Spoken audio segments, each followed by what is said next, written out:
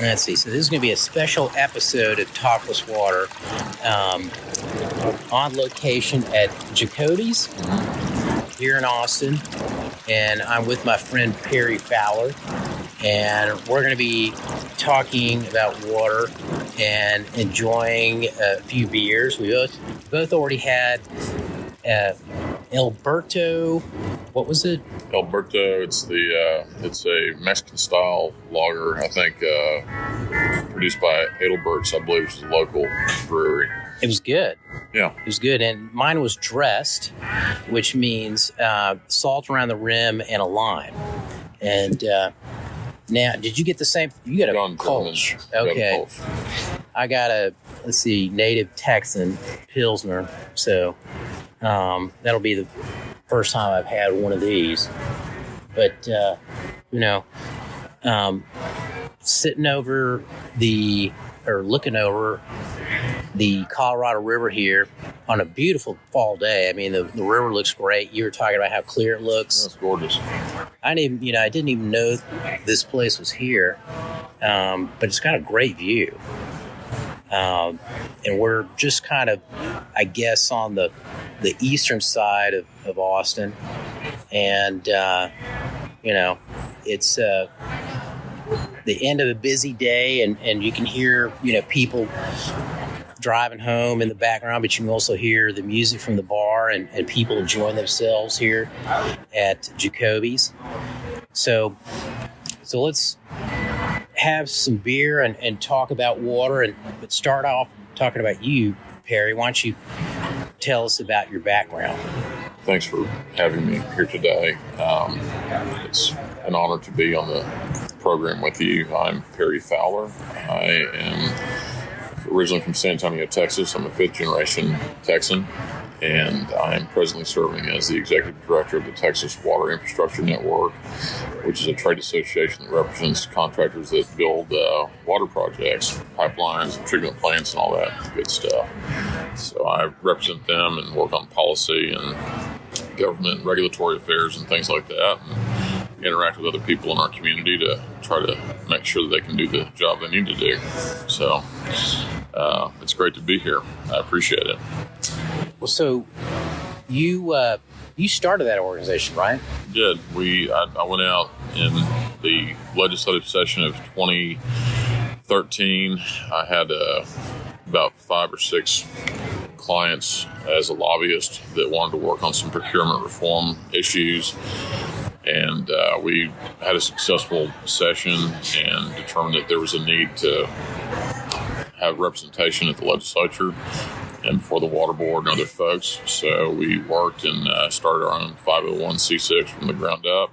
And it started out as 5 companies, ended up being 20, and just kind of grown from there. And these are all Texas companies that build projects that provide the water that we drink and then move it around and treat it and all that kind of good stuff. So I kind of grew up in the construction industry and never really anticipated that I'd end up doing this with my life, but that's how it kind of all started. So, well, you know what? I never thought I would be taping a discussion at a bar when I'm 58, with Waylon Jennings, right? Waylon and talking about water, right? Yeah, right. One of my favorite songs too. This may remind some people of my attitude sometimes when they run into me. We get crossways, which I try not to do too much. I love Waylon Jennings. Well, me too. So tell me, what are the kind of issues that TexWin really tracks and works with the legislature on? So we dig in pretty deep on procurement issues, contracting issues. We want to make sure that things are done fairly in a competitive fashion, that there's transparency. It's all maybe kind of Pollyanna-ish, but it really does matter at the end of the day for our members. And I think it matters for water owners too, in the general public, because frankly, the projects are when all the science and the funding and all the engineering and everything kind of come together. And if you get down to project time and you don't do things the right way, things go sideways pretty fast. And that's kind of what got the group together, because some things were going on that needed to be addressed. So we pay very close attention to that. And we also want to make sure that there's adequate funding out there. So there's a lot of nuance and other things that get mixed into that whole scenario when it comes down to it. But for the most part, we're just trying to make sure that our specific part of the industry and the policy that affects us is being adequately influenced, and that we have an opportunity to give our viewpoint when things are happening. So, just kind of thinking back to, the water projects that I was involved with, the construction costs, the cost of the cement and the steel, that's the vast majority of it. People think it's the water. It's not the water. You have to have the water to actually do the project, but it's, the pipelines and the pump stations, all that are the real expensive of all those projects. And that front-end capital cost is significant. And right now, one of the issues that we're dealing with, and frankly a big challenge, is the supply chain issues and inflation. And that's what we spend a lot of our time talking to the legislature about and the Water Development Board, because we're seeing unprecedented issues there. In fact, I spoke to one of our members the other day, and he said he hadn't seen anything like this since the early 1970s. Are you talking about the inflation? Yeah, the inflation and just the general kind of constraints on supply chains. But the inflation is a big part of it. And, anybody that had a job estimated that awarded it a year ago that's just getting going is finding that their costs are not what they had hoped they would be. Now there's a little bit more awareness about it, but it is expensive. It's expensive to build these projects, and it's an investment. And that's why it's important for people to plan properly and to ensure that they're pricing water rates the right way and getting good financing from folks like the Water Board or getting bonds or whatever. There's a million different ways to kind of tackle this, but at the end of the day, you have to have plans and funding, and we make sure that to the best. Oh man, Willie Nelson, here we go. Kind of a sad song for early in the afternoon, but we're, like I say, my members. We have suppliers and attorneys and folks like that too that are all important. We're trying to approach policy from a holistic view, if that's reasonable in this day and time, so people will make good decisions. And we feel like if people make good decisions, then good companies are going to do well, and our members will stay in business and continue to grow and provide services that people want. What I found in being involved in policy for a long time is that sometimes decisions can be made that are done in a vacuum, and unless you have representation, things can again go sideways pretty fast. And that's part of the reason why I came down from Washington, D.C. in the first place, because things were going sideways. People were upset about it. And one of my jobs coming down here was to try and work on it and fix it. And it took a little bit of time to do it. But we eventually took care of it, which was nice. It feels good to win every once in a while. Yeah, that's every once in a while if I'm lucky. So I spent a few years in D.C. How long were you up there? I moved there in February of 2002, so it was just after September 11th. My best friend from San Antonio, George Ames, said, you ought to move up here because you'll do well, and it's a good environment for you. So I moved up there, and I moved back to Texas in 2010 in October. So I had almost 8.5 years there. Met my wife there, started a really great career, and got to do amazing things that I couldn't do anywhere else. And had a fantastic time. It was also during the Bush years, so there's a lot of Texans up there. So right. It was a friendly environment for us, but got to do neat things and work for good people, and it was great. When were you in D.C.? So the first time I was up there was 87, and I was up there again in 88, and I think I moved back in 89 and was there 89 to 92. You did several tours. I did, and I loved it. Of course, it's changed a lot since the 80s, but every time I get a chance to go up there, I try to go. It's a fun place to be. You learn a lot. You get to do things there you can't really do anywhere else. Right. And I even enjoyed going back up after we'd moved back down here. I got to go up with the Texas Water Day kind of group a few times, and it matters. Those relationships matter, and it's a drastically different policy environment than Texas is, and some ways better, some ways worse.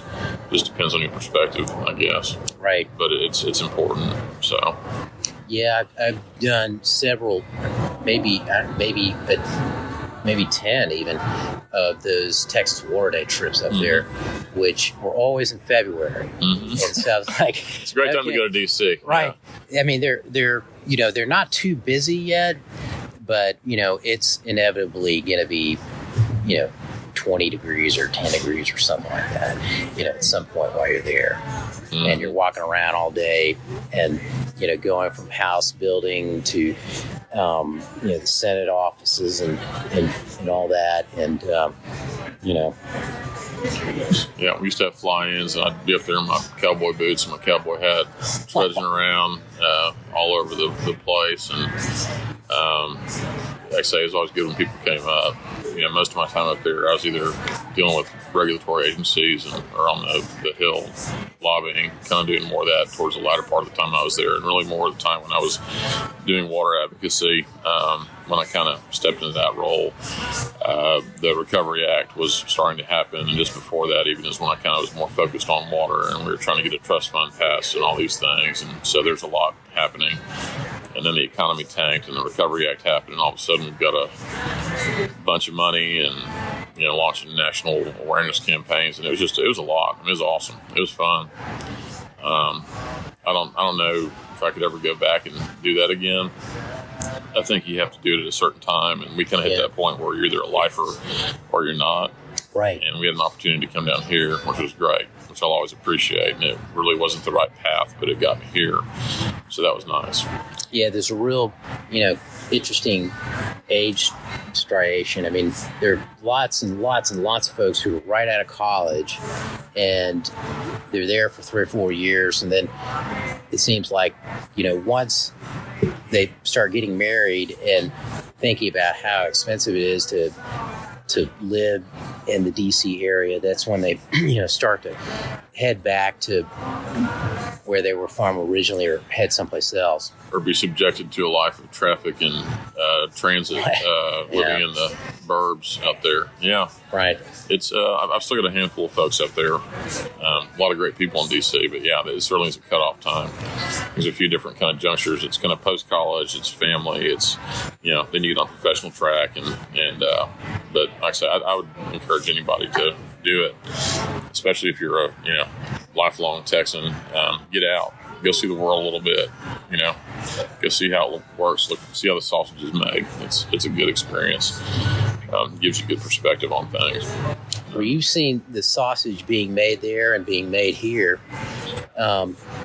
The legislature we've had 3 special sessions since the regular session ended in the beginning of June. Mm-hmm. And I don't think there was any water activity in the special sessions, was there? No, there were a few bills that were filed that weren't on the call.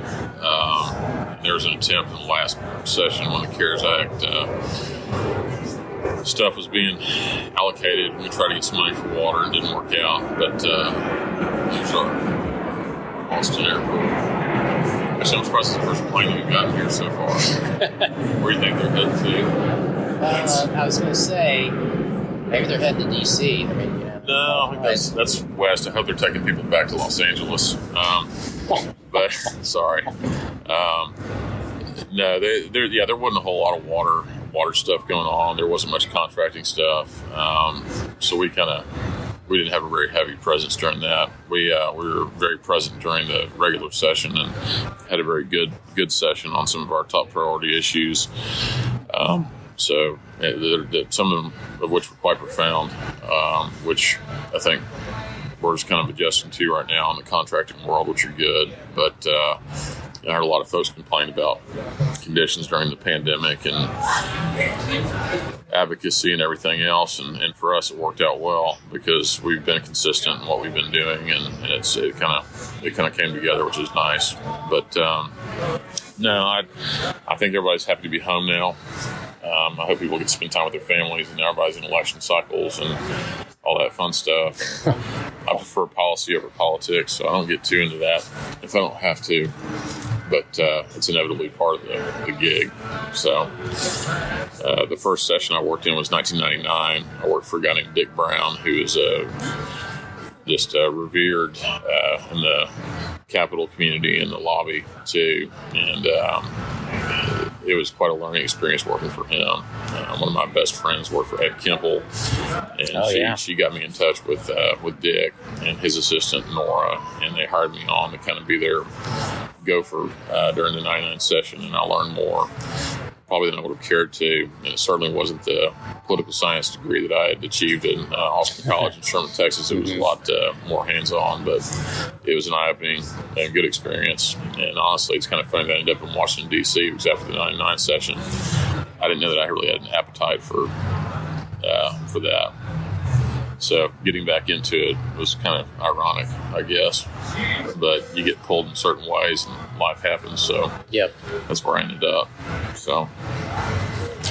So we did the survey early this summer that Texas water infrastructure and what people in your world were thinking in terms of whether they're getting ready to start projects or whether they had enough money for projects, and that survey is still available for anybody who wants to see it. If they go to TexasPlusWater.org.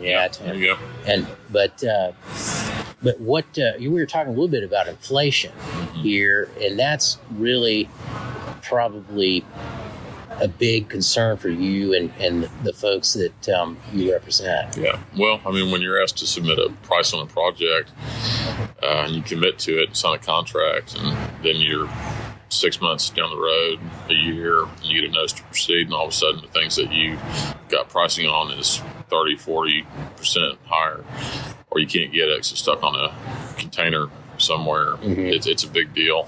And, we talk about how we contend with things like this, and now that we're here, we're re-estimating projects and putting contingencies in, and change orders, and things that these are things that happen on construction projects.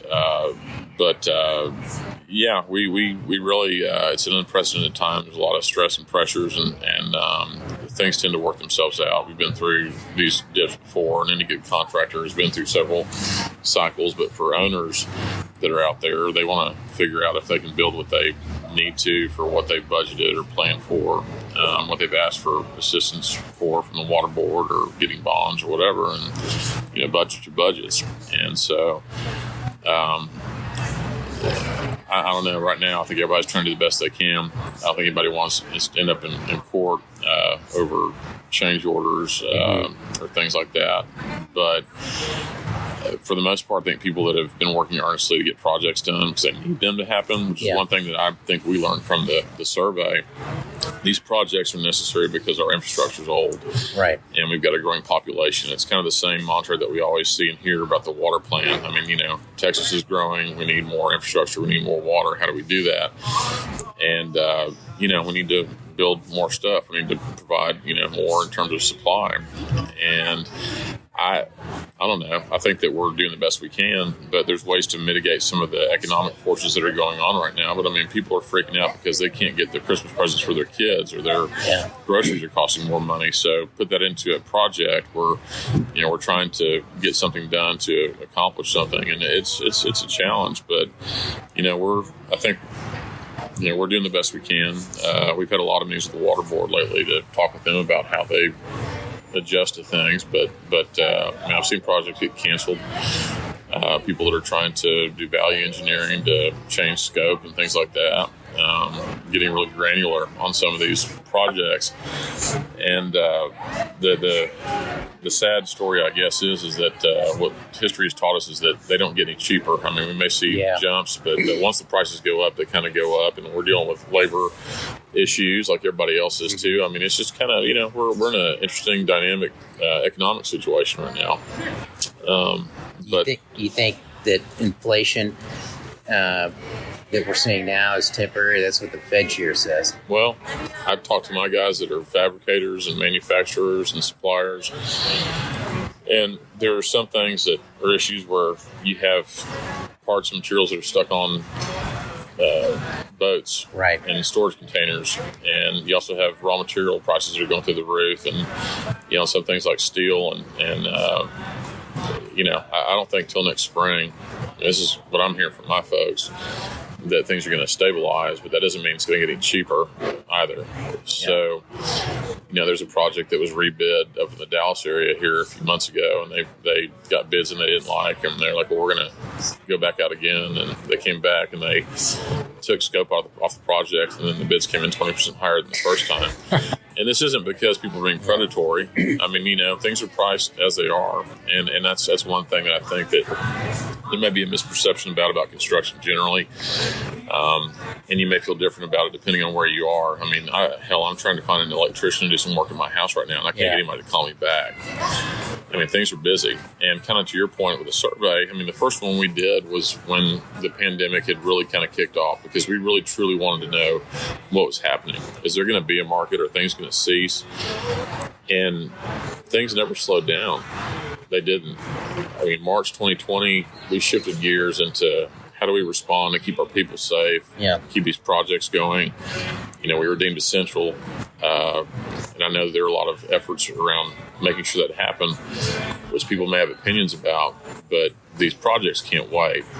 And fortunately, we're a very safety-focused industry, especially where we are and what we do in the public space. We're heavily regulated. Safety is part of our culture. So I think we did better than a lot of other folks did. And, we're just adjusting here now. I mean, here being with you, not having to wear a mask, being out and doing stuff. I mean, I've got all my shots. You've got yours. Yeah. I mean, think whatever you want to, but things are getting better. We're outside. It's beautiful. The birds are starting to sing. Man, it's nice. It's almost, it's kind of neat. But and look behind you.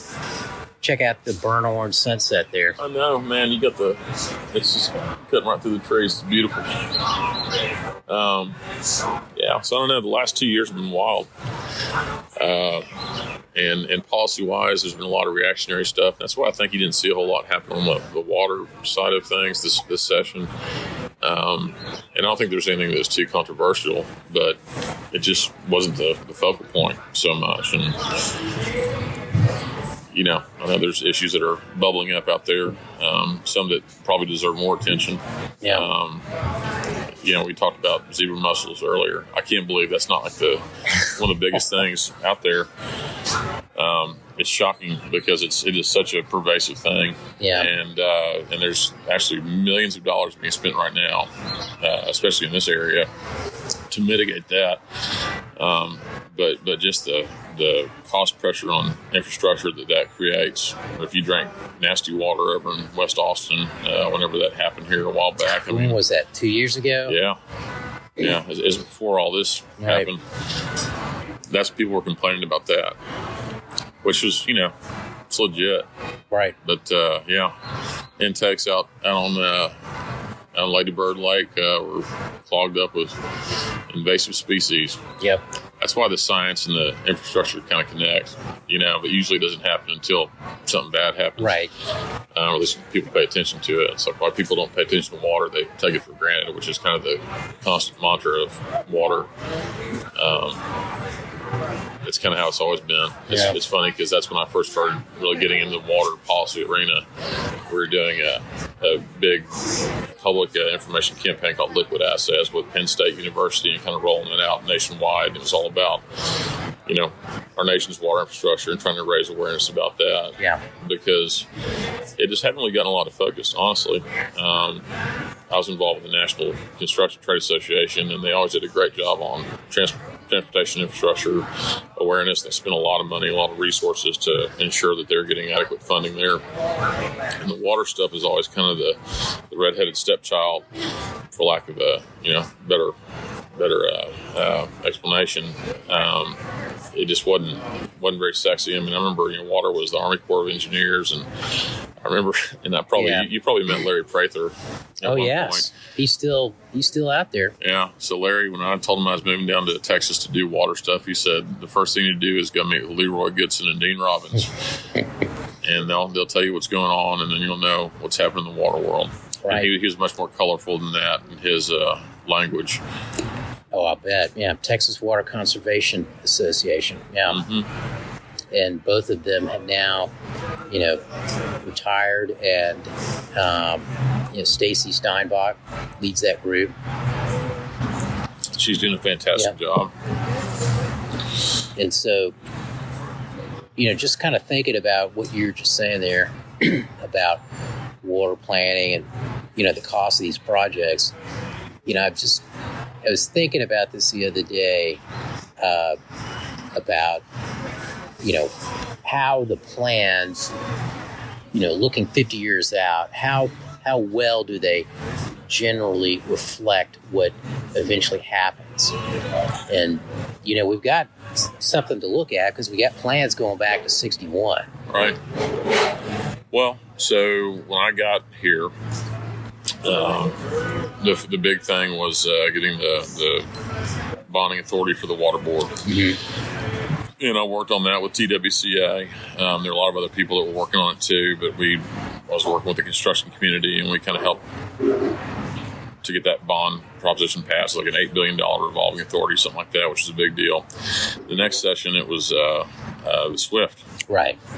Oh, you got to tell people what that stands for. The State Water Implementation Fund for Texas. So that was when all of these years of work had finally come together, where Texas was going to put their money where their mouth was, and the planning that we're doing, which is exceptional and the model for the rest of the nation, was going to have some funding behind it. So we have these 50-year needs that are out there that we're trying to allocate. Thank you. And we finally went up to the voters and we capitalized that. And so we're putting billions of dollars into water projects. And I've got a lot of our members that are working on a lot of these big projects. We're prioritizing regional needs that are then measured and awarded funds if they apply for them by the water board. We've got a great system there. And it's still not adequate to, the water board and I think this last cycle, they're overprescribed or subscribed. I don't know which the correct term is, but we could probably use another $1 billion plus coming out of the state just for loans and grants. But I think that the science behind water planning and the regional coordination is important, and it seems to be going the right direction, but we've got these 50-year horizons, and the numbers don't get any lower. So there's not like hey, we've got it done here, like this is our goal and we're finished. We've identified that there's a state role in making projects more affordable, that it's a public priority, as it should be, and that we have the means to make projects more affordable. Because at the end of the day, which is why water is a little bit different, I think, than a lot of things, is that, you've got people that are paying for water. They're paying a water bill. All right. There's a nexus there. There are a lot of people that will argue about black man. Man, I love this stuff. Sorry. No, it's good. But no, I think that we've got a great water planning process. We could use additional funds, but I think that the fundamentals of it are good. But kind of to our discussion earlier, in order for us to actually get to project time, when things happen that we care about, like what your procurement documents look like, and are they fair, and are you looking for the right things, and do you have good engineering and good plans, and how are you going to execute it and actually get it built? All the science has to happen first. All the finance has to happen first. And that water planning process provides a roadmap to get there. And you have to have buy-in there, and you have to have the financing too. So you've got, banks and bonds and the water board and all these different moving parts that have to happen. And I feel like, that process has to be done properly, because again, I think anything kind of starts going sideways, and you saw this too because you were with the water authority. Something isn't done right, or somebody's doing something for a reason other than trying to get the job done because they have a favorite or they have a preference or whatever it may be. That human element starts getting involved, which is necessary, but it can make things spin out too. Right. But again, I still think we do a better job than anybody else. But water is very disparate. I mean, there's not a central, besides the Water Board, TCEQ, that's regulatory and funding. I mean, it's the Wild West kind of. I mean, that's why we depend on procurement law to be consistent, so that we know what's going on and provide that framework for people to make good decisions. It's kind of, I feel like that's why we have a role in all this stuff. You were talking about the election earlier. I think you're talking about the constitutional amendment that approved the SWIFT funds. And that was, I can't remember what year that was. Was that 2015? 2015. So it's right at the end of the drought that started. Was it? No, was it? It's 13. It might have been 13. It was 13, yeah. So we're still in the drought. Yeah. Oh, yeah. Which is like great timing. It was. That helped. And, got 74% of the voters, were in favor of allocating that money for water projects. Right. And so I was, pretty pleased when that happened in terms of the state's future. But, like you say, more is needed. And I'm hoping that maybe that Infrastructure Act will still make it through. Well, I hope so too. I don't know. Apparently, that was part of the reason why there was not funding allocated during the last session, because of the looming potential for federal funds. But federal funds also have federal strings attached, and we don't know what it's going to look like. We've been dealing with things like Buy American and just. And again, you can feel how you want to feel about it. I mean, I support America and American manufacturers and everything else, but sometimes tying people's hands on projects, telling them what kind of valve they can buy and what kind of pump they can put in the station is a little bit much. But we want good domestic production here, so I get that. But what's that going to look like at the end of the day? Because this is very political. It's not just funding. I mean, if somebody wanted to go and inject another $1 billion into Texas water projects, that's great. But we saw during the Recovery Act, which is kind of where I cut my teeth on a lot of this stuff, that forcing people to take money and to do it under certain auspices and all the things that come along with that become rather challenging. And when I was in D.C. and we were trying to help projects get done down here, you had people fighting over who to give money to and what's shovel ready and what's not, and all the reporting requirements. It's just a lot, which is why a lot of people, frankly, over the years have neglected to take state funds, because they're like, well, we've got good credit, we can go out and get bonds or get a loan or just user fees, whatever. And that's part of the challenge, I think, is navigating that complicated process. If you want to access government funds, is being able to do that. And I hope that it'll work out. I mean, we need more money for water, but going out and fixing lead pipes, which is a worthy thing, is not going to help Texas a whole lot. There may be a few areas where they need lead pipes, but most of those are probably service lines to houses and in houses. But you've got big, huge infrastructure projects that are happening in Texas, and consent decrees that are happening in major metropolitan areas where major funding is needed. I don't know. I mean, I wish there was a bigger federal dedication to water infrastructure funding, because it's starting to get very political. And when all the stuff started with the EPA grant program that I'm sure you're somewhat familiar with, I mean, when that kind of changed and it started becoming more of a revolving loan funding program with the EPA, I mean, it used to be that the EPA provided grants for water projects, and the Army Corps of Engineers provided funding for water projects, and they kind of got out of that business. I mean, the Corps has certainly, and EPA. I mean, they're basically the bank and the regulatory entity. I mean, the state's where it really happens, and Texas has done a tremendously good job leveraging federal funds, a better job than any other state. I mean, we're the envy of a lot of states in what we've done, and now with SRF and defund and SWIFT and everything else, I mean, we're kicking out well over $1 billion, almost $2 billion a year, which is unheard of. But SRF, SWIFT. Yeah. Oh no, you guys tell everybody what SRF is. State revolving fund. So there's the Drinking Water State Revolving Loan Fund, and there's the Drinking Water State Revolving Loan Fund. And basically, we get money through formula from the EPA every year that's allocated out to the states, and then that comes in, and we're able to use that money to fund projects, and it's through loans primarily and grants too, and the Water Board administers that funding. And so a great percentage of what the state does, in addition to SWIFT now, is through the SRF program. And they go through a very intense process every year of getting applications and ranking projects and awarding them. That's kind of part of the forecasting we're able to see the industry in terms of what the needs are that are out there. And on any given year, when they get through that cycle, they'll get a few $1 billion worth of applications and only be able to fund about $700 million of it. But it's a start. Mm-hmm. But you have to have all that preliminary stuff done. So it's kind of what I was talking about earlier. I mean, that engineering has to happen. The science has to happen. The need has to be established. The permits have to start going. The designs, need to be at least preliminary in nature. And sometimes those funds will go out for design too. And depending on what kind of community you're from, you might be able to access less expensive money or free money.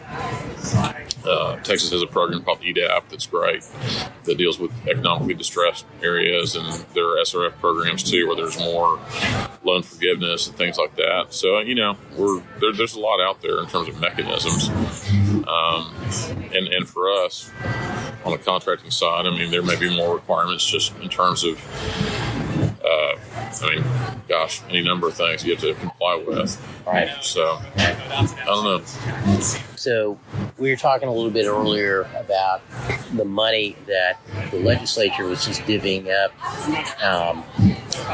for the COVID relief funds, right? Mm-hmm. And there was a real push to have some of that money go towards water projects and water infrastructure, and it didn't get there here, but there was a push to get it there, and I guess some of the thinking is that maybe that money may be eventually available if the Infrastructure Act passes. Mm-hmm. Yeah, that was, I think, part of the reason why, a reason or excuse why it didn't happen. There are things that we could identify that were pandemic related, particularly with regard to cost escalation, which is what worried us and me the most, because we have projects that are ready to go that may have budgets that are impacted severely by the constraints of supply chain and economic factors that are outside of the control of everyone, and delaying those has a cost to it. And we could have put some of that money towards projects, even if it was just the Water Development Board, that could have helped. People are adjusting. There's some local communities that have decided to allocate funds from the federal government towards water projects. Going back to our survey, I don't think the revenues were hit as badly as we had anticipated given the pandemic. And I think that there are some areas where people are having a hard time paying their bills, but it hasn't been significant enough to impact capital programs, which is a good thing. I saw a story yesterday about Saws, and they're about to have to cut off 1,000 some odd folks, and they're trying to give them some kind of financial assistance.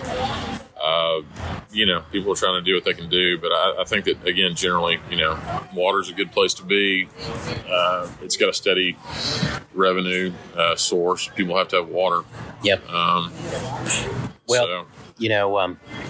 And just let me add, SAW's San Antonio Water System.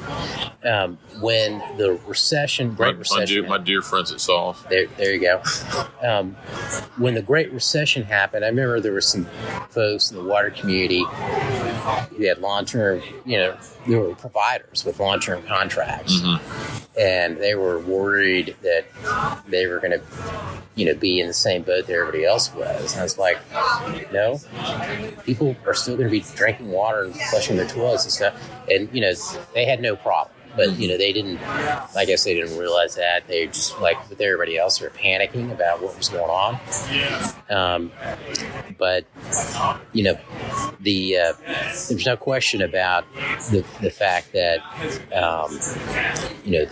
there's always really the unknown. What's going to happen next? And that survey that we did, it felt like that issues like Winter Storm Uri, what happened there, and other things just added to the kind of sense right now. I think everybody in the country or the world has probably that everything's so unstable in life, it seems like, and everybody's kind of waiting for the next shoe to drop, that kind of thing. Well, you don't want your water supply to be unstable. Right. It's terrifying. If you live through that and your water got cut off, you lost power, like we had a day without water deal here recently. I mean, that's an everyday occurrence for people all across the state. I mean, it can happen during a bad storm, but it can happen when a pipe busts. I mean, your whole life gets impacted immediately.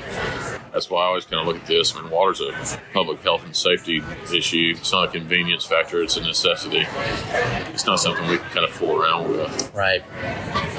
Is it getting too loud over here? Or I think we're okay. Somebody's got the job with it. Yeah. I mean, it's livening up here. You'd think more folks would want to come, and it's prettier, and you can see the river out there. But again, well, it's only Thursday night. I don't know. It used to be, back when I was young, Thursday night used to be a big night. I don't get out on Thursdays too often anymore.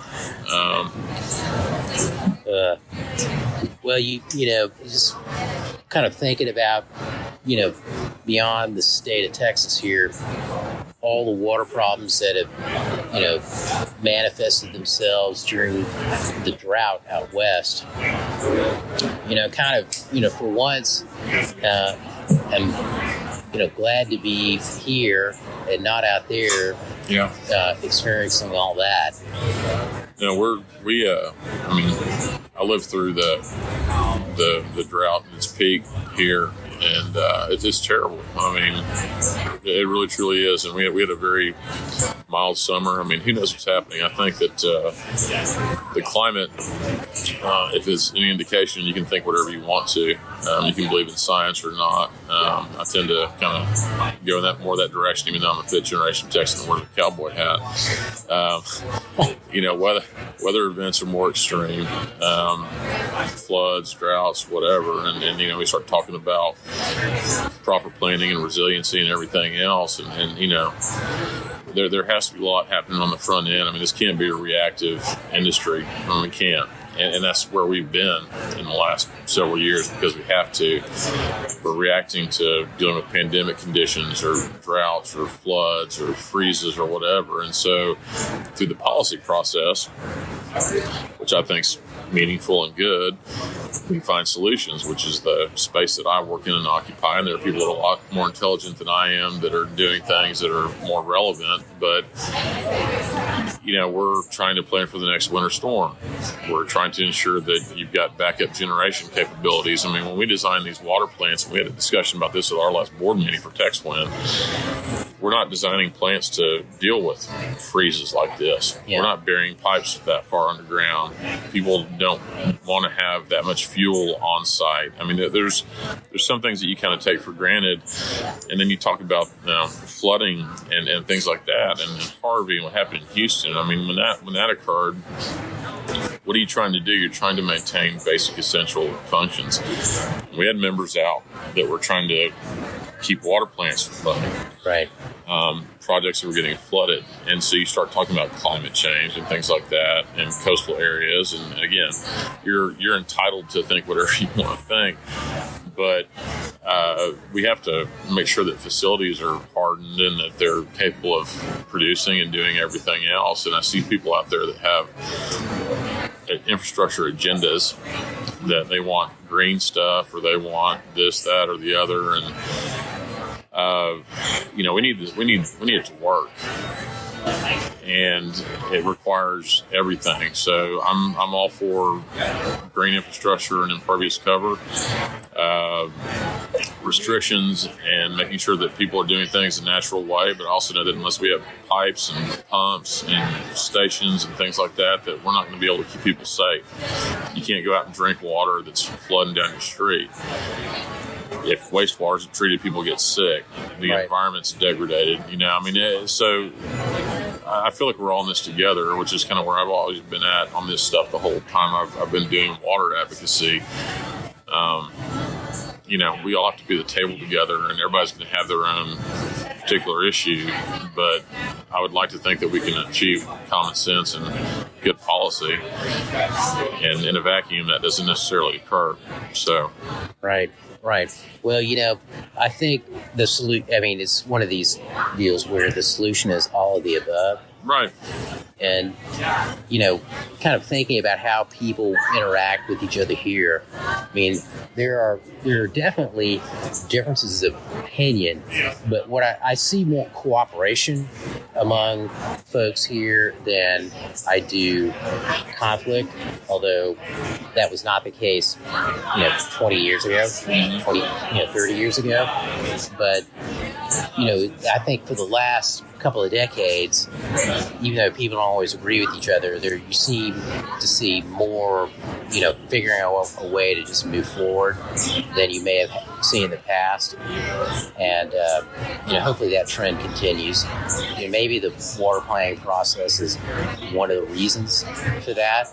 How it was changed from being, kind of a totally top-down planning system to a bottom-up system, which the bottom-up system has its drawbacks too, in some ways, but at least, people get to participate and they feel like they're heard generally, I think. Well, it's deliberate. There's a process to it. It's important.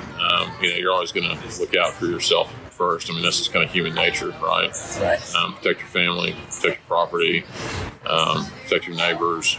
But the water planning process, I think it has brought people together, and it involves politics and science and kind of all those things for the greater good of, Texas. And I think it's been successful in that, respect. And I haven't been as close to that as, because out of necessity, I haven't had to, but I've seen it work, and I think it does work. And when you have an arbiter like the board that goes in and, scrubs everything and, makes people justify, what they're saying, and there's science to back it up in planning, it's a good thing. So, I think we're doing very well. I mean, differences of opinion are good. And whenever you think you're the smartest person in the room, you're probably not. So there's always somebody that can, help get you where you need to be. So I play amateur lawyer and amateur contractor and amateur engineer and all these different things in my job that I do.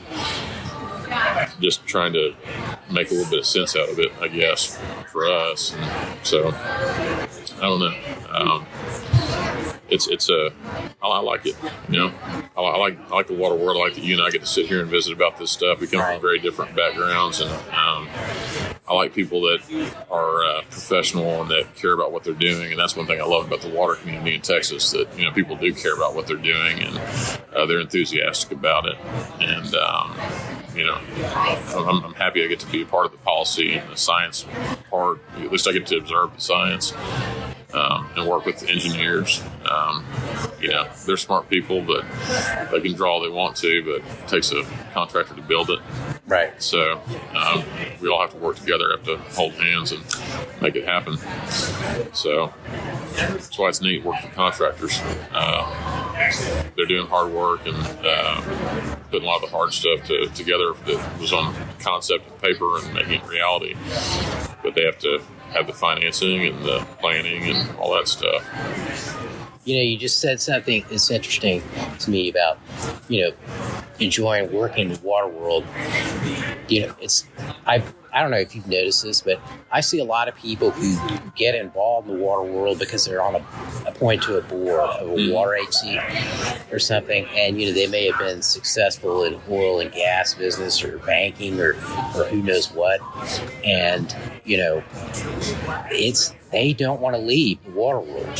Once their time with that board is done. I mean, it's a I mean, it really is kind of a transformational process. I mean, yes. So you just said it for me. I was just thinking about that. About once you get involved with it, it's really what is it? Okay, what's the line from Star Wars? I'm trying to remember. It goes, let's see. Once you walk down that path forever, will it dominate your destiny or something? When Luke Skywalker in Return of the Jedi, when Luke Skywalker goes, what is it, Empire? It's when he goes to see Yoda. Yeah. And when he's out in the swamp, it's Empire, and Luke Skywalker goes down and he's talking to Yoda, and Luke Skywalker faces his nemesis, who turns out to be himself. It's very profound. Yep. But yeah, it is a transformational thing. I mean, water is life. It's a big deal. Should we do 2 more of these, or what do you think? How you feeling? Oh my gosh. Well, what are you gonna get? I'm gonna do the same thing, I think. So I want to try something different. Okay. Because I've had a different one every time. The pecan porters, you like darker? No, I'm not a dark beer kind of guy. What did you have on draft? So I had the Alberto we've had. That's good. You had the Native Texan, right? Yep. So I have our Yellow Rose IPA. We also have a Thirsty Goat, which is like a darker on the side of our amber lagers. And then we have, what am I forgetting? The pecan porter. That one's not on draft. Not on draft. Okay. We got the Pilsner, the Mexican, the IPA, Thirsty Goat. Was the Kolsch on the? Mm-hmm. Kolsch, was that a draft? Yeah, it is. It's good too. That's what I'm going to have. Coral Kolsch, you got it. Okay, I'll do that this time. Cool. So Perfect. Are we finished with these glasses? Yes. All right. Not quite. You got I'm gonna finish it right now. Good. I'm preferential to German beers. Perfect. Thank you. I'll bring them right out for you. Thank you. Because even the best Mexican beers are lagers that are modeled after German beers. Shiner Bock's probably my favorite Texas beer.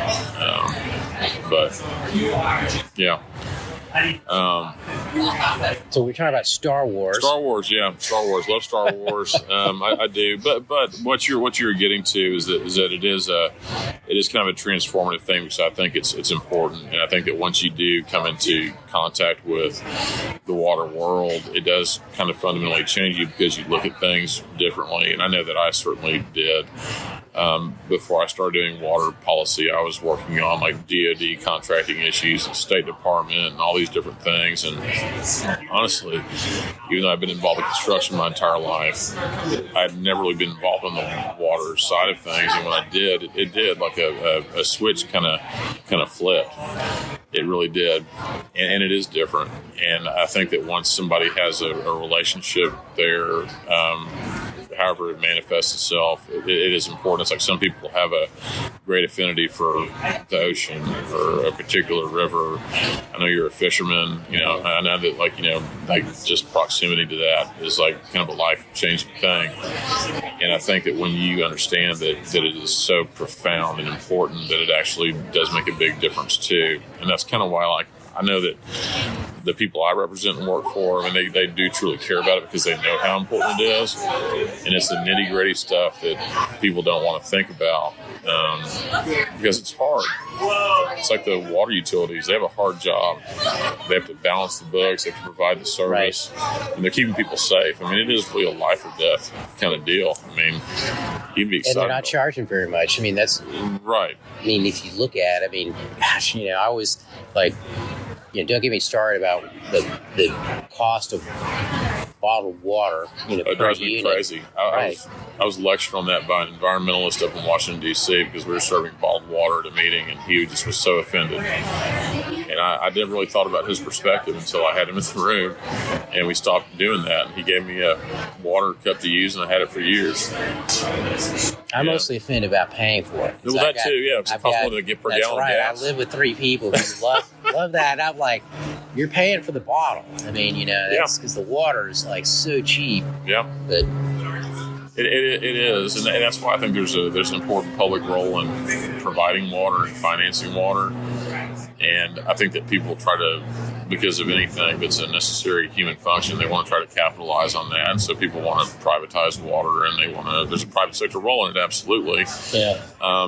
There might be some circumstances where, the private road's the best way to go. New topic. Our beer just arrived. Thank you. Beer privately owned and procured, and Prost. Cheers. To your health. To your health. But no, there's a role for everything. But I think the government has a responsibility to provide water for citizens at an affordable rate. That's just my personal opinion. Well, it's and the Dukes of Hazzard's coming on here. You do? Well, it's this is it. So this is this song. Okay. Because I got the headphones on, I can't hear the song until this back. Yeah. Well, in the last few minutes, let's talk about markets. Okay. That is, everybody's focus right now, it seems like. And, I read a new article about, something market related out in the Western U.S. just about every day. It seems like there's a new article discussing. That's 3 beers. Discussing, yes. The establishment of markets or people, purchasing water rights. Yeah. I did a consult thing on that a while back. It just kind of makes me a little uneasy when people start speculating about water futures. Mm-hmm. This is just me personally. Again, this isn't representative of my organization at all. But if you look at water-intensive industries, ag, manufacturing, things like that, price certainty is an important part of the products that they provide. California has established a water futures kind of trading market, and there's been discussion about that here, and there's a lot of discussion about moving water around and providing it here and there, and there's a lot of controversy about that too. I wish it was an area that we wouldn't get into so much, because I think just the provision of water, making sure that it's safe and affordable, is probably the most important for the greater public good. And I think that there's probably a lot of money to be made around that, just by virtue of the fact that to sustain any type of industry, you have to have production and supply, and the means have to be provided, and the funding. So I get a little bit anxious when I start hearing about water privatization, but you look at things like desal, and to make a big desal project viable, it may have to be privately financed. But the flip side of that is that you as a consumer have to commit to buying a certain amount of it. And I think, when you're at GBRA, you kind of saw some of that stuff starting to materialize down there, which is still very controversial, because then you get into the environmental side of it, the science and everything else. And, we need more water. It's going to cost money. Desalinated water costs more money. What do our friends in the conservation world say, that the cheapest water is the water you can save and conserve? Yeah. I don't know. Look at what's happening in Europe, and a lot of European concessionaires are over here that want to do private water projects, and that might be the best way to get some of them done. But I just makes you uneasy. I think that there's a place for it, but it's not all of it. And I feel like if you look at kind of what's happened on the East Coast, just part of my national perspective that plays into kind of my viewpoint here, and my viewpoint on international and federal policy also, which I've experienced in. And this may get me into trouble. And again, these are not representative of my employers. This is just my personal opinion. But you have water infrastructure that was neglected for decades on the East Coast that was old. And in some circumstances, it just wasn't properly funded. They didn't do the proper planning. They didn't have the proper financing. And so the only option for a lot of these communities was to privatize their systems. And the thing about the private sector is they're going to charge what it costs to make a profit, keep operating. Well, we have that here too. We do. Yeah. We do. And people, what happens is, they sell their system, and then they get all these rate increases, and then the local, water entity that is been created by the state. They come crying to us and they say, "Oh, here's the shocker: infrastructure costs money. Right. It costs money to operate things, and if you're not charging what it costs, and you're not doing a good job planning, then it's going to cost more. Yeah. So there may be some situations where the only possible solution is to go to the private sector. And you look at, I say private businesses have to be profitable to exist. Yeah. Which is why the government is different and why public water is different. And so, I remember when LCRA sold out a lot of their water assets and they wanted to be more in the hydroelectric business. Mm-hmm. That was a business decision they made because their bigger priority was energy provision and things like that, which is fine. Somebody's got to provide these water systems. I mean, all these little muds and things all over the place. I mean, if There's you want 7,000 in Texas. That's wild. It blows my mind. But I mean, our guys build those too. We're happy to build them for anybody. And as long as we have houses and communities here, we've got to provide water and clean water. So, unless municipalities want to annex systems and pay for those costs and everything else, I mean, people have to have the water, right? Yep. We actually need this table now, but I already talked to my manager and he said, y'all are more than welcome to sit here. I just have to move all your stuff. That's fine. I don't think there's anything Getting kicked out already? I thought we'd last till 10 before we get kicked out. It's a 2-hour limit on most of the days. It's fine. That's good. That's fine. We're okay over here. We're great. So just whatever y'all need to do. The bread, or y'all finished on the bread? Yeah, we're fine. Okay, fine. It's done with all of it? Yeah, we're good. I just Thank want to you. make sure I didn't take it. No, you're super sweet. Thank you, Tyler. We appreciate you. So I gotta finish your thought, and then I have to ask you a question. Yeah. No, you get to finish. Oh, I get to finish my thought. Yeah. Well, no. I said, there's a place for all of it out there, and the private sector has a role in water, and it may not be water management and infrastructure, provision. It may be bonds and banking and everything else. Look, again, what serves the greater good here. I think that people have a fundamental right and expectation to have, in a modern society, clean, safe water. Mm-hmm. And I think that there's a governmental responsibility in providing that. Now, you may not agree with me, and that's fine. And there may be some situations and circumstances where maybe you're off grid or you're out in the hinterland or whatever, and you have a well. I mean, it's different, but the majority of people in Texas and the United States depend on public drinking water systems, and there are a lot of private water providers in Texas, and they have an important function. And the reason why they're there is because the public sector wasn't adequately funded, and we're a growing state, and there wasn't enough money to do it. So somebody had to step up and do that. Right. So I don't disparage them at all. It is what it is, So, thinking about this and thinking about the speculation issue you mentioned.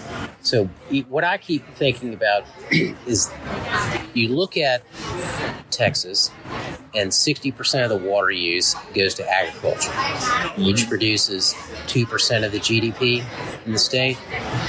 In California, 80% of the water is used for agriculture, just under 3% of the GDP for the state. And so I think speculators are looking at that. Yeah. I mean, there's all this water out there that's being used, by agriculture, and it's, the value that they can't pay much for it, right?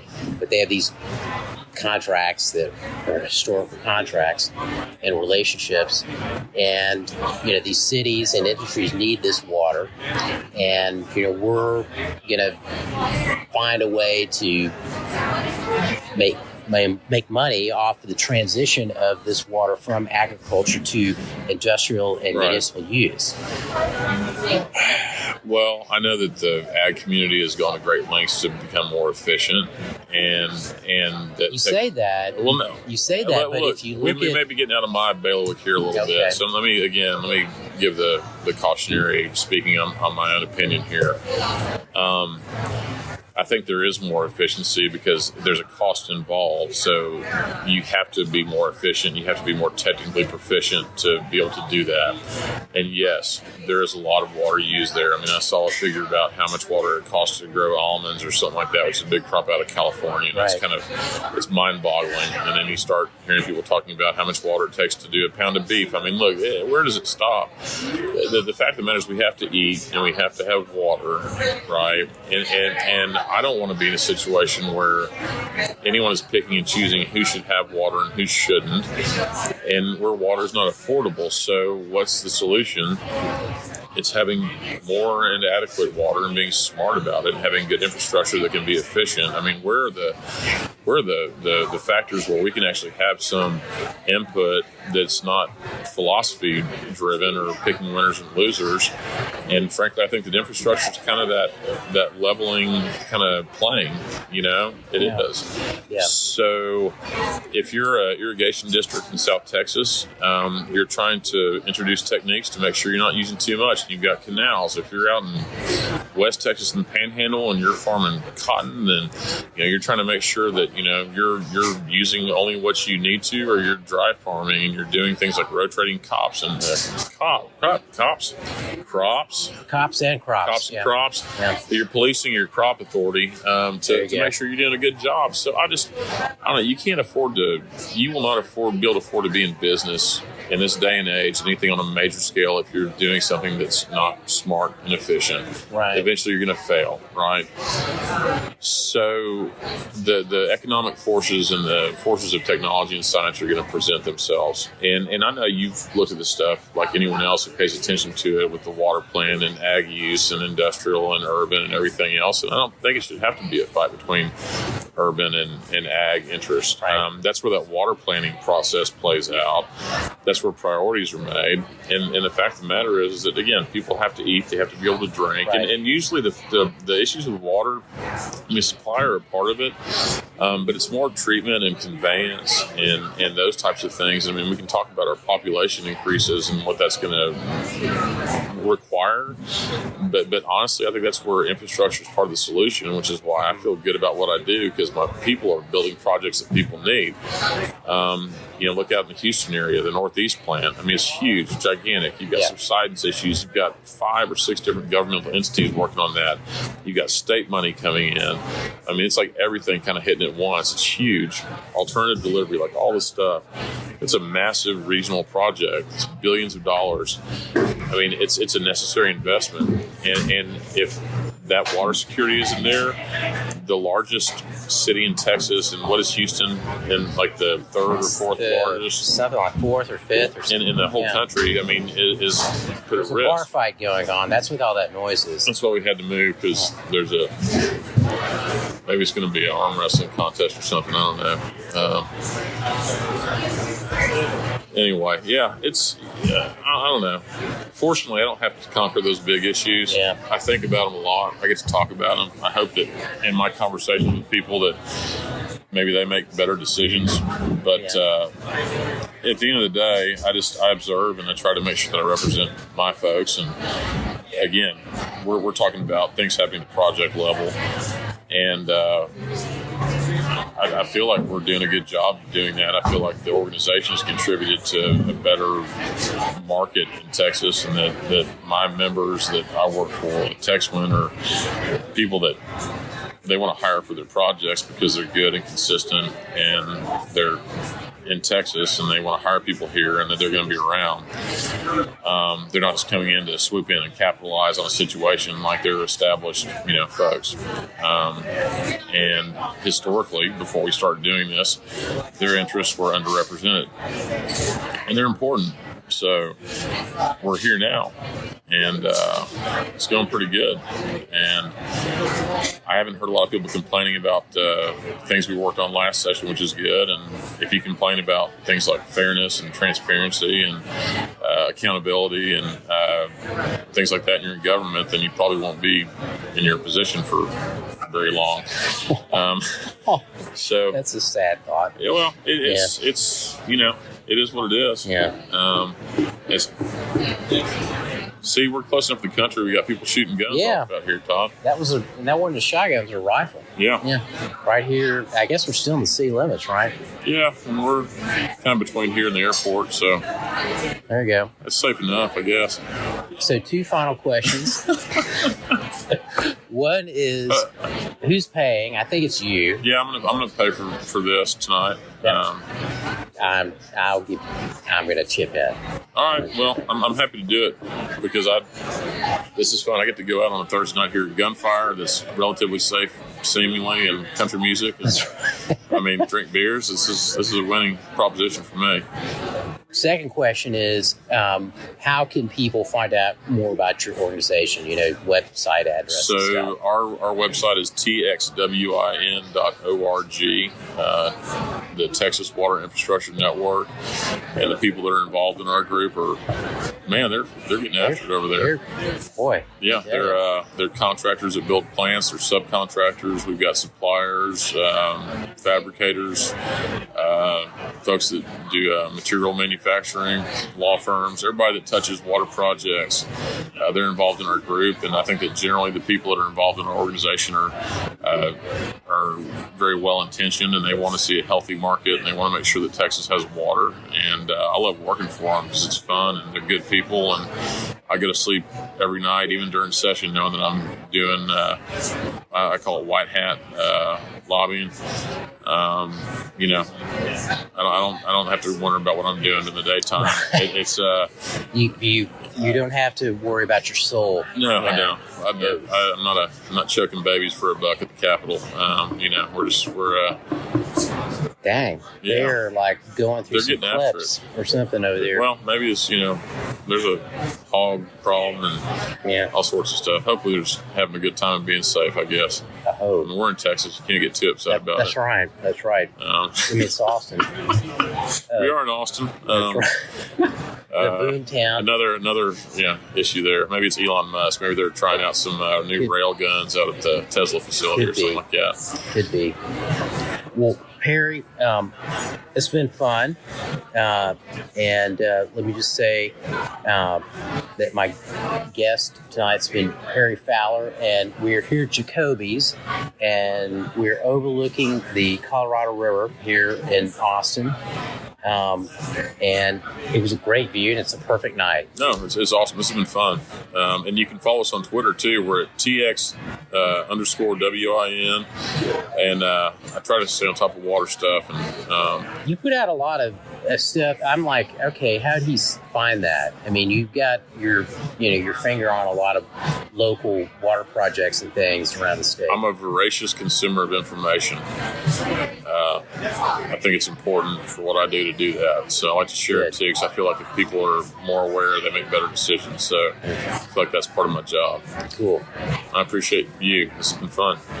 So what do you think? This is your big break? You're going to be discovered now? You're going to do voiceovers? I'm going to start doing voiceovers and get recruited away. I don't know. I just we'll see what happens. But I'm always been a frustrated country and western singer, and apparently NPR host. Maybe if they could do a show about people just being nice and Texan and doing common sense shit, then I could do that. I didn't cuss the whole time I've been talking to you. You saved it right for the last. That was good. I'm proud of you. Well, thank you. There'd be a lot of people that are proud of me too. Dave Minamura, I hope you're listening to this. David tells me I cuss too much. So he's a great guy. I miss him. Yeah. Okay. Well, listen. So if you do make it big because of this, you can send me like an autographed photo or something. Yeah. I'm not going to hold my breath, but I do appreciate it, and I'll always remember all the people that were with me on my little people. All the little people. Oh, jeez. Yeah. Well, I appreciate it. It's been fun. Time flies when you're having a good conversation. There you go. And drinking beer. There you go. Well, we'll have to do this again. maybe this time next year or something like that. Sounds good. Okay, cool. Well, hey, thanks again. This has been Talk+Water. And what do I always say at the end of these? I say, let's talk water again soon. That's what I say. Okay. So I just said it. It's better than like, let's get wet, y'all, or something like that. So, yeah. yeah. I won't be saying that. Probably not. No. All right. Okay. Over now.